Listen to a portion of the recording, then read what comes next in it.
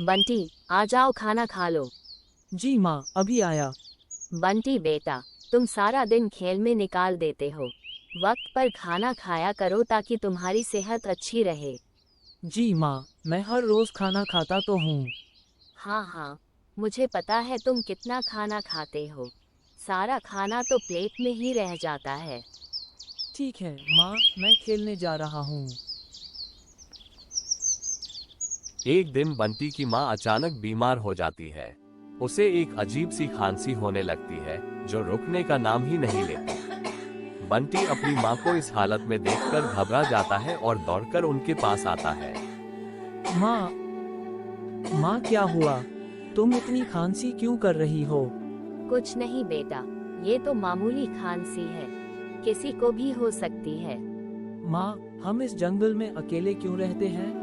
बेटा, तुम्हारे बाबा ने अपनी सारी जिंदगी इसी जंगल में गुजारी, और अब जब वो नहीं रहे तो मैं इस जगह को छोड़कर कैसे जा सकती हूँ। जी माँ, तुम ठीक कह रही हो। मैं समझ सकता हूँ। बंटी बेटा, जरा इधर आना। जी माँ, अभी आया। जी माँ, बोलो क्या बात है? बंटी, घर में अनाज खत्म हो गया है। जरा उस साथ वाले गांव में जाओ और अपने चाचा से कुछ अनाज ले आओ, और उनका हाल भी पूछ लेना। जी माँ, ठीक है, अभी जाता हूँ। बंटी बेटा, शाम होने से पहले लौट आना। जंगल में खतरनाक जानवर होते हैं। जी माँ, तुम फिक्र मत करो, मैं जल्द ही आ जाऊंगा। बंटी अपने चाचा के पास साथ वाले गांव में जाता है और चाचा से मिलता है। सलाम चाचा जी। अरे बंटी बेटा, तुम इतने दिनों बाद, कहो कैसे आना हुआ? और तुम्हारी माँ कैसी है? ठीक तो है ना वो? कोई परेशानी की बात तो नहीं? जी चाचा जी, सब ठीक है। बस माँ ने मुझे आपकी तरफ भेजा है और कहा है कि आपसे कुछ अनाज लेकर आऊं। हाँ हाँ बेटा, क्यों नहीं, जितना चाहो अनाज ले जाना।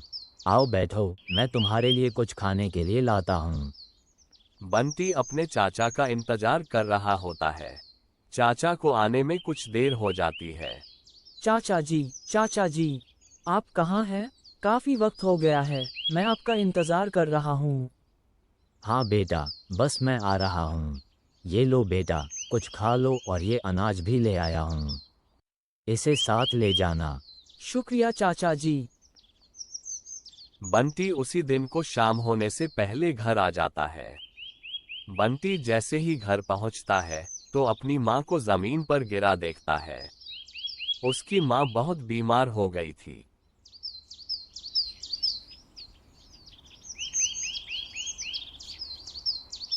माँ, तुम्हें क्या हुआ? तुम जमीन पर कैसे गिर गई? बंटी बेटा, मैं काफी दिनों से बहुत बीमार हूँ, पर तुम्हें बताना नहीं चाहती थी। अब जाओ और सामने वाले गांव से हकीम को बुला लाओ, शायद वो कोई दवा दे और मैं ठीक हो जाऊं। जी माँ, मैं अभी जाता हूँ। बस तुम मेरा इंतजार करो। हकीम चाचा, मेहरबानी करके जल्दी मेरे साथ चलें। मेरी माँ बहुत बीमार हैं। कल जब मैं घर आया तो वो जमीन पर गिरी हुई थी। न जाने उन्हें क्या हुआ है। अरे बंटी बेटा, फिक्र मत करो, खुदा सब बेहतर करेगा। चलो चलते हैं। बंटी और हकीम चाचा घर पहुंचते हैं।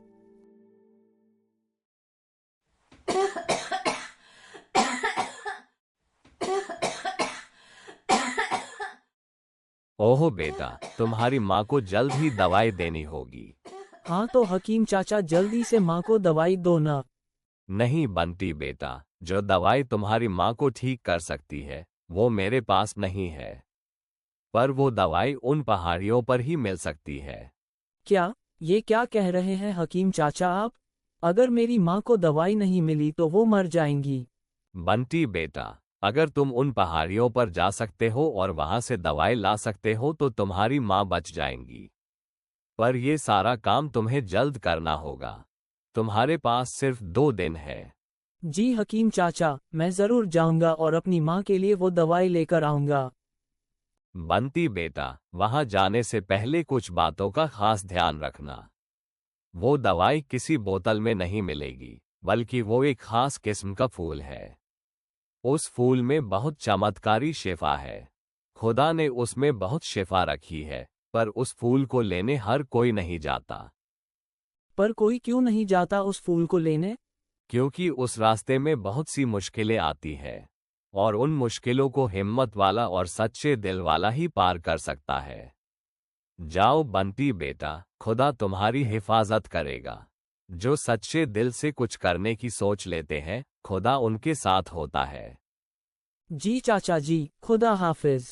मैं जल्दी ही लौटूंगा। पर बेटा, अगर तुम्हें कुछ हो गया तो मैं अकेली कैसे रहूंगी? तुम ही तो मेरे जीने का आखिरी सहारा हो। माँ, तुम फिक्र मत करो। मैं जरूर वो फूल लेकर आऊंगा और तुम्हारी बीमारी ठीक हो जाएगी। ठीक है बेटा, अपना ख्याल रखना। मैं तुम्हारा इंतजार करूंगी। तुम्हारे पास सिर्फ 2 दिन हैं। जी माँ, मैं जल्द ही आ जाऊंगा। बंटी अपना सफर शुरू करता है। उसके पास सिर्फ 2 दिन है। अगर वो वक्त पर वापस न आ सका तो उसकी माँ की जान भी जा सकती है।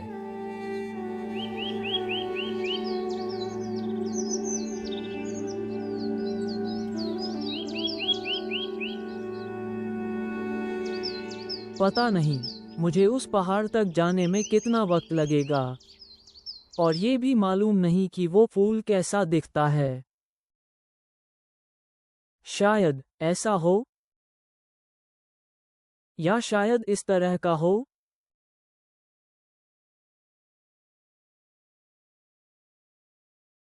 अरे हाँ, याद आया। हकीम चाचा ने बताया था कि वो फूल सब फूलों में से अलग होगा। ऐ खुदा, मेरी मदद करना।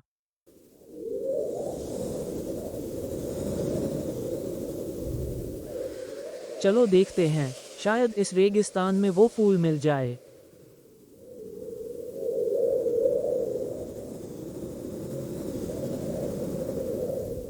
क्या आपको ये फूल जैसा लगता है?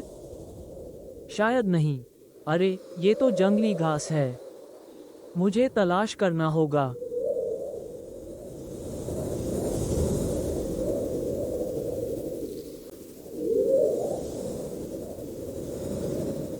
अरे नहीं, यहाँ तो सब जंगली झाड़ियाँ और कांटों के सिवा कुछ भी नहीं है।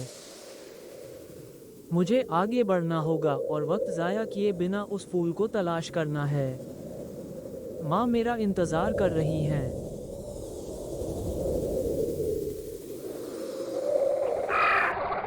आज का सारा दिन तो खत्म हो गया। अब मेरे पास सिर्फ एक ही दिन बचा है, और शाम भी हो गई है। इस रात में सफ़र करना ठीक नहीं होगा। आज रात इसी झील के पास कैंप लगा लेता हूँ। ऐ खुदा, मेरी दुआ को सुन। कल मुझे ज़रूर वो फूल हर हाल में लेकर माँ के पास जाना है।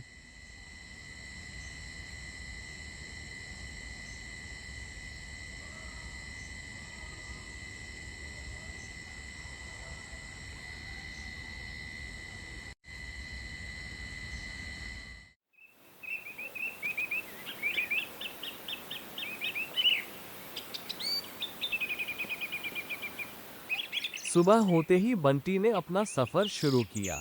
वो बहुत घंटों तक बस चलता ही रहा।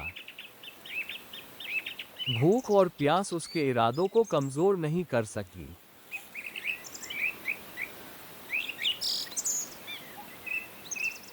हर जंगल, हर गांव और बहुत सारे खतरनाक रास्तों से गुजरता हुआ ये छोटा सा बच्चा अपनी माँ के लिए प्यार और फिक्र के जज्बे के साथ उस फूल की तलाश कर रहा था, और जानता न था कि इस सफर में उसे कौन कौन सी मुश्किलों का सामना करना पड़ सकता है। आखिरकार बहुत चलने के बाद उसे एक फूलों का बाग दिखाई देता है। उस वक्त तो बंटी की आंखों में एक अजीब सी खुशी नजर आती है।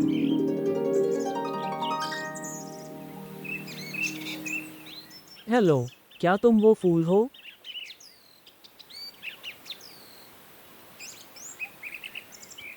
क्या तुम हो वो फूल? तुम में से कोई कुछ बोलता क्यों नहीं? हकीम चाचा ने मुझे बताया था कि जिस फूल की मुझे तलाश है, वो फूल खुद ही अपने बारे में बताएगा। चलो आगे बढ़ते हैं। शायद वो शिफा या फूल आगे कहीं मिल जाए।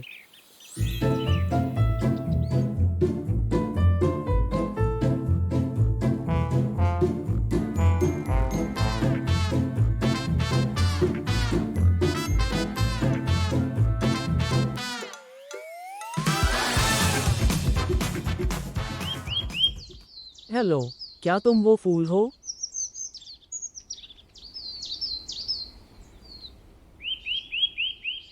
क्या तुम हो वो फूल? ए बच्चे, कौन सा फूल? क्या मतलब कि मैं वो फूल हूँ? मेरा मतलब वो फूल जिसमें शिफा पाई जाती है। ओह अच्छा अच्छा, वो फूल। पर तुम्हें किसने बताया उस फूल के बारे में? मुझे एक हकीम चाचा ने बताया है। ओह अच्छा, तो हकीम चाचा ने तुम्हें भेजा है? मैं उन्हें जानता हूँ। जी हाँ, उन्होंने ही मुझे भेजा है। ठीक है, जाओ, पर रास्ते में जरा ध्यान से जाना। उस फूल की तलाश बहुत से शैतान कर रहे हैं। पर वो क्यों? वो इसलिए कि अगर वो फूल गलत हाथों में चला गया तो वो उसका गलत इस्तेमाल करेंगे और इंसानों को बहुत नुकसान हो सकता है। बंटी, तुम्हें उस फूल की बहुत हिफाजत करनी होगी, तभी तुम अपनी माँ को उस फूल की दवा दे सकोगे। जी ठीक है, मैं ख्याल रखूंगा। बंटी चला जाता है और रास्ते में उसे एक और फूल मिलता है।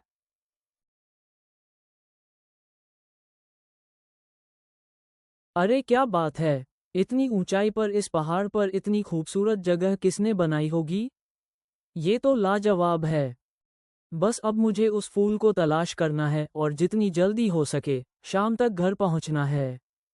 माँ मेरा इंतजार करती होगी। पता नहीं माँ किस हाल में होगी। फूलों का ये बाग तो बहुत बड़ा है। किस तरफ जाऊं पहले?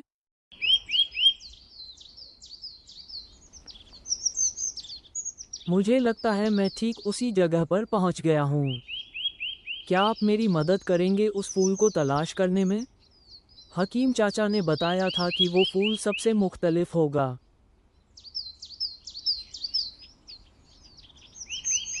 नहीं, ये तो नहीं लग रहा।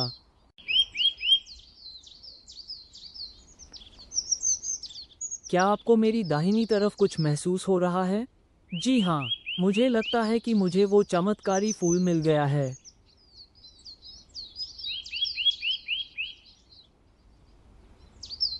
हाँ, मुझे लगता है कि यही वो फूल है। ऐ खुदा, तेरा शुक्र है कि तूने मुझे कामयाब किया। पता नहीं मेरा बेटा किस हाल में होगा और न जाने उसे वो फूल मिला कि नहीं। मैं तो मरने ही वाली हूँ। बस बंटी बेटा, तुम जल्दी वापस आ जाओ। माँ मेरा ही इंतजार कर रही होगी। बस माँ, मैं आ रहा हूँ और फिर तुम बहुत जल्द ठीक हो जाओगी। चलो प्यारे फूल, जल्दी से मेरे बैग में आ जाओ, क्योंकि हमें शाम होने से पहले गांव पहुंचना है।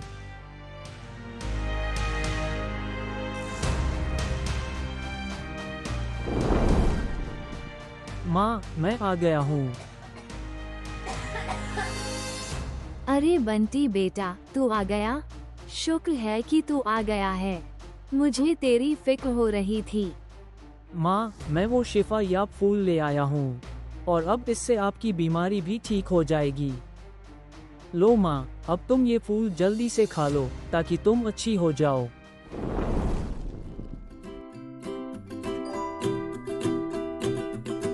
और इस तरह बंटी और उसकी माँ दोनों हंसी खुशी रहने लगे। इस तरह की मजेदार कहानियाँ देखने के लिए हमारे चैनल को सब्सक्राइब करें।